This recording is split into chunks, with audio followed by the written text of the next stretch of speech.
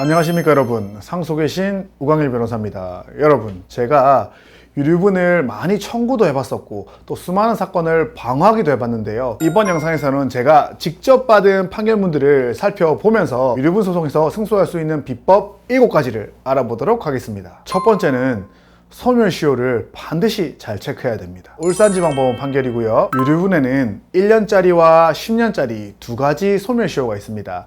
그런데 제가 소멸시효 이야기를 왜 유류분 승소할 수 있는 비법의 제일 첫 번째로 말했냐면, 여러분들이 유류분 소송을 했는데 소멸시효 1년이 지났다면 그냥 바로 소송에서 패소하는 겁니다.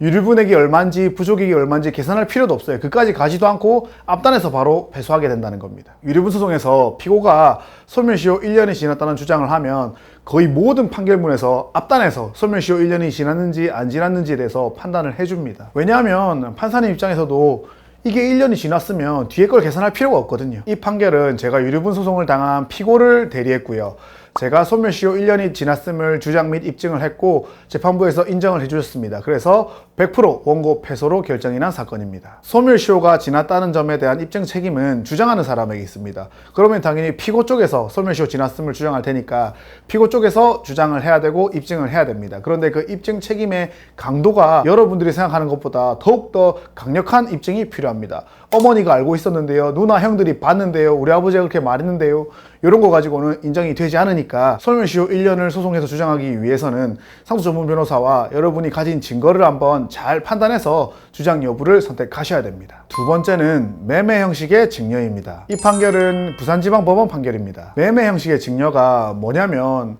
아버지가 아들한테 부동산을 줬어요. 근데 그거는 증여란 말이에요. 그런데 등기를 할 때 증여를 등기 원인으로 하는 것이 아니라 매매를 등기 원인으로 해버렸다는 겁니다. 우리나라는 등기부에 추정력을 인정해 줍니다. 이게 무슨 말이냐면, 형식적으로 적법하게 등기가 되었다면 진실한 권리관계로 그 상태를 추정해 준다는 겁니다. 그러면 그 등기 잘못되었어요 이렇게 주장하는 사람이 주장과 입증을 해라는 겁니다. 아버지가 아들에게 부동산을 증여하면서 그 등기 원인을 매매로 했다면 일단 등기의 추정력이 우리나라에는 인정되기 때문에 그 등기부에 매매로 돼 있으니까 일단 매매로 봐주겠다는 거예요. 자, 그러면 저희 입장에서는 아버지가 큰오빠한테 돈을 안 받고 부동산을 증여를 했는데 매매로 돼 있네? 매매가 아니라는 점을 저희가 입증을 해야 된다는 거죠. 자, 그러면 아버지가 큰아들에게 부동산을 증여를 했어요. 근데 매매를 원인으로 등기를 했단 말이에요. 그러면 일단 등기 원인이 매매니까 아버지가 아들에게 증여로 준 건 아니니까 이건 특별수익은 일단 아니게 된다는 겁니다. 그러면 우리는 아버지가 큰아들에게 부동산을 매매한 것이 아니라 증여한 것이라고 주장 입증을 해서 매매를 증여로 만들어야 특별수익이 되고 그 부동산에 대한 유류분 청구가 가능해진다는 겁니다. 저는 이 사건에서 매매로 등기가 된 부동산을 증여로 판단을 받았고 당연히 유류분액 전액을 승소를 했습니다. 그러면 여러분들이 이 사건에서 느껴야 될 감정은 뭐냐, 등기부상에 매매로 돼 있으니까 이거를 증여로 판사님이 보게 만들려면 생각보다 입증의 강도가 엄청 높겠다, 이런 생각이 드셔야 된다는 겁니다. 여러분이 유류분 청구를 하려고 하는데 이런 문제가 있다면 이런 소송을 승소한 경험이 있는 변호사와 진행하시는 것을 강력하게 추천드립니다. 세 번째, 손자, 며느리, 사위에 대한 증여입니다. 부산지방법원 동부지원 판결입니다. 손자나 며느리나 사위는 공동상속인이 아니죠. 자녀가 아니니까. 그래서 아버지가 큰아들한테 부동산을 주고 싶어요. 그런데 큰아들한테 주고 나면 다른 작은아들이나 딸들이 큰아들을 상대로 유류분을 청구할 수 있잖아요. 그래서 큰 며느리나 손자들에게 증여를 하는 겁니다. 그러면 어떤 일이 생기냐, 공동상속인에 대한 증여는 시기에 상관없이 유류분 반환 청구 대상이 됩니다. 그런데 제3자에 대한 증여의 경우에는 아버지가 사망한 날로부터 1년 전에 요 사이에 한 증여만 유류분 반환 청구의 대상이 되는 것이 원칙입니다. 그러니까 아버지가 죽기 2년, 3년, 5년, 10년 전에 며느리나 사위, 손자에게 증여를 해버리는 거예요. 그러면 큰아들을 상대로 유류분 청구를 못하게 되니까요. 그런데 판례는 이렇게 법망을 빠져나가는 것을 허용하지 않습니다. 제3자에 대한 증여가 상속 개시 1년 요 이전에 일어난 것이라고 하더라도 당사자 쌍방이 우리 공동상속인에게 손해를 가할 것을 알고 증여한 경우에는 1년 이전의 증여에 대해서도 유류분 청구의 대상이 된다고 보고 있습니다. 당사자 쌍방이 유류분 권리자에게 손해를 가할 것이라는 것을 어떤 기준으로 판단하느냐, 판례는 두 가지 기준을 제시하거든요.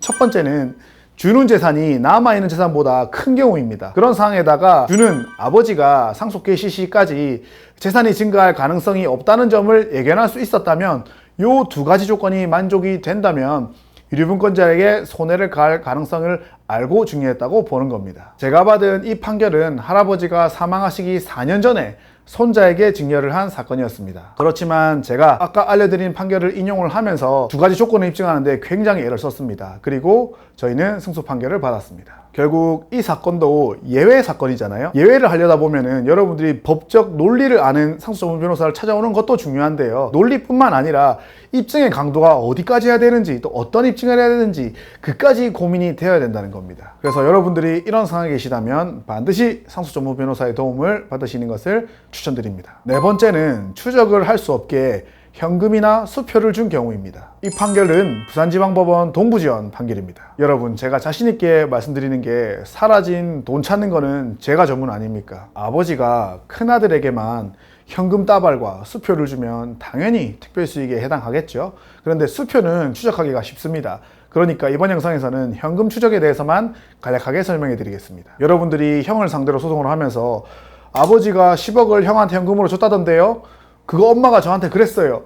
이런 얘기를 했다고 해서 법원에서 절대로 어머니의 말을 근거로 유류분 청구 소송을 인정해주지 않습니다. 실제로 아버지가 형님에게 10억을 줬다는 사실을 입증을 해야 된다는 겁니다. 누가 봐도 명백할 정도로. 현금 추적은 대부분 부모님의 통장에서 시작을 합니다. 그 현금 거래의 시작에 전표나 거래 내역 등을 확보를 해야 되는 겁니다. 전표를 살펴보면 실제로 아버지 글씨체가 맞는지, 그 다음에 받는 사람이 누구인지, 뭐 얼마를 빼갔는지, 어떤 거래를 했는지, 아버지의 인감 도장이 찍힌 게 맞는지 안 맞는지 등등 여러 정보를 확인을 해봐야 됩니다. 그리고는 돈의 도착지를 확인을 해야 됩니다. 아버지가 뽑은 현금을 바로 형한테 줘가지고 형이 자기 통장에 입금하는 경우도 많은데요. 아버지가 다른 법인에 넣어서 그 법인에서 형한테 주는 이런 구조로도 만들 수가 있는 겁니다. 그런데 실제로 현금을 추적하는 거는 쉽지가 않습니다. 왜냐하면 법원에서는 타인의 금융거래 기록을 함부로 살펴보는 것을 싫어합니다. 그래서 법원의 허가를 얻는 게 어렵고요.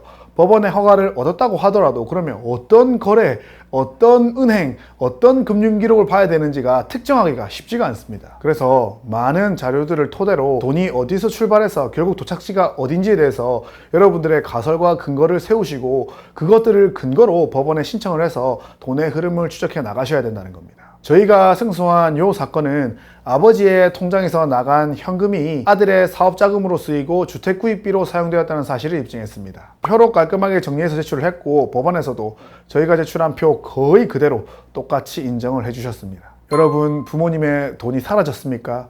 저희에게 연락 주시기 바랍니다. 다섯 번째, 사망보험금도 유류분 반환 청구 대상이 됩니다. 이 사건은 부산지방법원 사건입니다. 사망보험금은 피보험자가 사망을 하면 수익자로 지정된 그 사람에게 몇 억의 보험금을 주는 구조가 되잖아요. 보험금으로 몇 억을 받게 하려면 보험료를 납부해야 된단 말이에요. 그런데 보험료는 아버지가 아버지 돈으로 내고 아버지가 죽고 난 다음에 보험금을 첫째 아들만 받아간다. 이런 상황이 되면 당연히 첫째 아들의 특별수익으로 인정이 됩니다. 제가 진행한 이 사건은 아버지가 종신보험을 한 50개 정도 가입하고 사망한 사건이었고 그 수익자로 전부 큰아들이 지정된 상황이었습니다. 물론 보험료는 아버지가 전부 납부를 했습니다. 아마 보험 금액만 한 50억이 넘었을 거예요. 저는 배우자를 대리해서 진행을 했고 1심, 2심 모두 승소했습니다. 여섯 번째, 재개발, 재건축 이슈가 있는 부동산입니다. 제가 재개발, 재건축과 관련된 대표적인 판례 두 가지를 뽑아봤습니다. 유류분을 청구하는 쪽을 대리한 사건은 당연히 재건축 이슈가 있으니까 시가가 엄청나게 올랐을 거잖아요. 그러니까 그 오른 시가를 기준으로 계산을 해야 된다는 거죠. 그리고 재건축이 끝난 경우에도 재건축을 끝났으니까 엄청나게 아파트 가격이 높아졌을 거 아니에요. 그러니까 그 높아진 가격을 기준으로 유류분액을 산정해야 된다는 논리였습니다. 당연히 제가 높아진 시가를 기준으로 유류분 부족액을 산정했고 그대로 인정받았습니다. 이렇게 높아진 시가를 인정받을 수 있었던 이유가 그 부동산을 받은 큰형님은 재개발, 재건축과 관련해서 어떠한 비용도 지출을 하지 않았어요. 왜냐하면 아버지가 조합원 분담금을 모두 납부한 상황에서 명의만 받았거든요. 그래서 이런 사건들 같은 경우에는 높아진 시가를 기준으로 인정을 받았습니다. 방어하는 쪽 사건은 제가 어떤 일을 했냐, 제가 시가를 당연히 낮춰버렸죠. 재개발 이전으로. 왜냐하면 이 사건 같은 경우에는 재개발 재건축 중인 부동산은 맞는데 이거는 증여받은 이후에 몇 년 있다가 재개발 재건축이 시작된 거고, 조합원 분담금도 저희가 납부했고요, 저희가 조합 계약도 새로 맺었고요. 이런 수많은 사정들이 저희의 돈과 노력이 들어갔기 때문에 재개발로 인해서 높아진 시가를 적용하면 안 된다는 논리였습니다. 당연히 법원에서는 제 손을 들어주셨습니다. 판결문에서도 피고들이 이 사건 부동산을 증여받은 이후에 재개발 사업으로 인하여 새롭게 건축되는 아파트에 대한 공급 계약을 체결하고 피고들이 자기 돈으로 조합원 분담금을 납입해가지고 아파트를 분양받게 되는 경우에는 자신의 비용으로 성상을 변경시킨 경우에 해당하기 때문에 재개발이 없던 상황에서의 시가로 감정해서 유류분을 돌려줘야 된다는 판례였습니다. 여러분이 유류분을 청구하려는 대상 중에 부동산이 있는데 그 부동산이 재개발, 재건축 이슈가 있다면 반드시 저를 찾아와 주시기 바랍니다. 7번째, 결국 유류분 부족액을 알아야 됩니다. 이 사건은 부산지방법원 판결이고요. 여러분, 유류분 소송은 유류분액을 청구하는 게 아니라 유류분 부족액을 청구하는 겁니다. 그리고 유류분 부족액을 구하는 식은 제가 여기 영상에 띄워드리겠습니다. 자, 그러면 계산식이 있으니까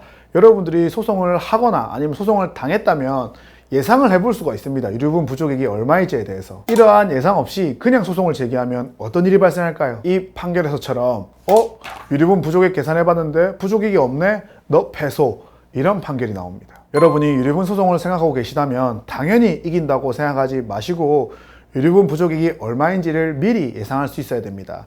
당연히 유류분을 방어하는 쪽에서도 유류분 부족액을 최소화할 수 있는 변호사와 소송을 함께 해야 됩니다. 이번 영상에서는 제가 직접 받은 판결문들을 살펴보면서 유류분을 승소할 수 있는 비법 7가지를 알아봤습니다. 여러분의 소송의 목적은 유류분을 청구하는 쪽이든 방어하는 쪽이든 승소입니다. 저는 여러분의 목표를 이뤄드리겠습니다. 더욱더 좋은 영상으로 돌아오겠습니다. 안녕히 계십시오.